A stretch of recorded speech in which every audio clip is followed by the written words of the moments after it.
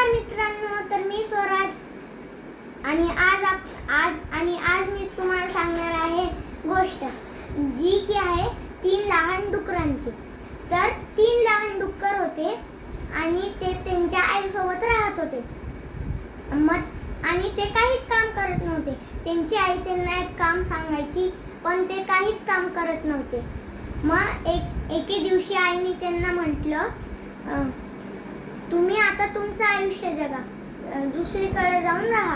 आणि आईने त्यांना काही जेवण आणि पैसे बांधून दिले आणि ते 3 लहान डुकरं फिरू लागले घर शोधायसाठी. मग त्यांना एक जागा भेटली. तर त्यांनी विचार केला, आपण इथंच राहू. आणि त्यांच्यातून सगळ्यात छोटा डुक्कर म्हणाला, आपण एक साथ राहू. पण बाकीचे त्याचे 2 भाऊ म्हणाले, नको, आपण स्वतःचे घर बांधून राहू. मग एकाने विचार केला, मी गवताचं घर बांधेन. आणि एकाने विचार केला, मी लाकडाचं घर बांधेन. असं दोघा मोठ्या भावांनी विचार केला. पण त्यांच्यामधून जो सगळ्यात छोटा लहान डुक्कर होता त्याने विचार केला, आपण सगळ्यात मजबूत घर बांधायचं, आपण विटा आणि सिमेंटचं घर बांधायचं. तर तो बाजारात गेला आणि काही विटा विकत घेऊन आला. आणि त्या 2 भावांचं घर बनवून झालं होतं, पण त्याचं घर बनवून नव्हतं झालं. आणि तो छोटा भाऊ जेव्हा त्यांचे घर बनवत होता तेव्हा त्याचे मोठे भाऊ त्याला हसत होते. मग तिघांचे घर बनवून झाले. आणि एके दिवशी तिथं एक लांडगा आलं आणि त्याला कळालं, इथं 3 लहान डुकरं राहतात. त्यांनी विचार केला, आज आपली तर मस्त दावत होणार आहे. असं विचार करून तो त्यांच्या घराकडे पळू लागला. मग तो त्यांच्या घराकडे जाऊन पोचला. त्या 2 भावांमधल्या एका भावाचं घर होतं गवताचं.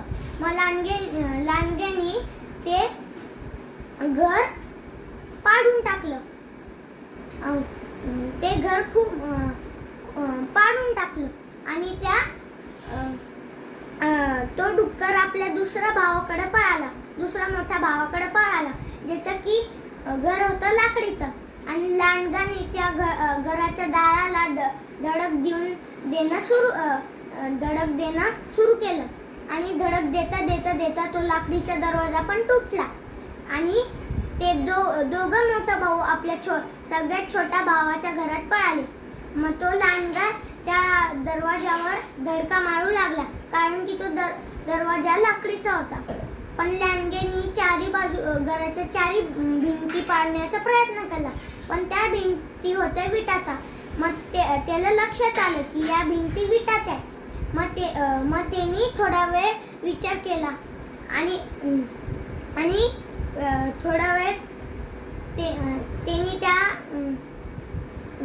विटांच्या घराला पाडण्याचा प्रयत्न केला, पण तो पाडू नाही शकला. आणि दरवाजाला धडक देऊ लागला. आणि मग थोडा वेळ त्याची धडके देणं बंद झालं. आणि मग ते 2 मोठे भाव म्हणाले, आता लांडगा गेला वाटतं. पण तो सगळ्यात लहान भाऊ म्हणाला की असं समजू नका, लांडगा गेला नसेल, इथंच कुठेतरी बसला असेल. आणि मग लांडगा विचार करू लागला, आता कुठून जायचं. मग तो उठला आणि परत दरवाजाला धडक देऊ लागला. मग त्या डुकरांमधला सगळ्यात छोटा भाऊ म्हणाला, आपल्या घरातली जी काही जड वस्तू आहे आपण या दरवाजासमोर ठेवून देऊ. आणि मग एक एक करून त्यांनी सगळ्यांनी त्या दरवाजासमोर जड वस्तू ठेवायला सुरुवात केली. हळूहळू लांडगा थकून गेला आणि मग परत विचार करू लागला, आता कुठून जायचं. मग त्याला लक्षात आलं की ही चिमणी तर घराच्या आतमध्ये जाती, मग आपण इथून जाऊ. मग त्या छोट्या भावाला कळालं की आता चिमणीच फक्त लांडग्याला इथं घेऊन येऊ शकते. मग तो आपल्या 2 मोठ्या भावांना म्हणाला की आपण आता लांडगा या चिमणीतून येणार. मग जसं तो येणार आपण इथं लाकडं टाकून देऊ आणि त्यांना आग लावून देऊ. तर असं हे म्हणणं ऐकून त्याच्या एका मोठ्या भावाने लाकडं आणून चमचे टाकले आणि तो जसा लांडगा छतावर चढला आणि पाय दाम दाम आपटू लागला तसं त्यांना कळालं की आता लांडगा चिमणी जवळ येतोय. मग त्यांनी एका भावाने चिमणीच्या आतमध्ये झाकून बघितलं आणि मग त्याला लांडग्याचा एक पाय दिसला आणि त्यांनी सांगितलं आता आपल्याला या लाकडांमध्ये आग लावायला हवी कारण की आता लांडगा येतोय. मग त्या मोठ्या भावांनी त्याचं म्हणणं ऐकून तिथं आग लावली आणि तो लांडगा त्या आगीत पडून मरून गेला.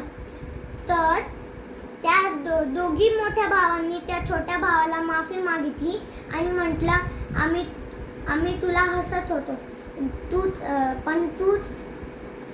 आम्हाला आमची रक्षा केली, या घराने आमची रक्षा केली, त्याबद्दल धन्यवाद. मग तो लांडडुक्कर म्हणाला, तुम्हाला माहित नाही आईने काय म्हटलं होतं, मी काय म्हटलं होतं, आपण एकत्र राहू ज्याच्याने की आपल्याला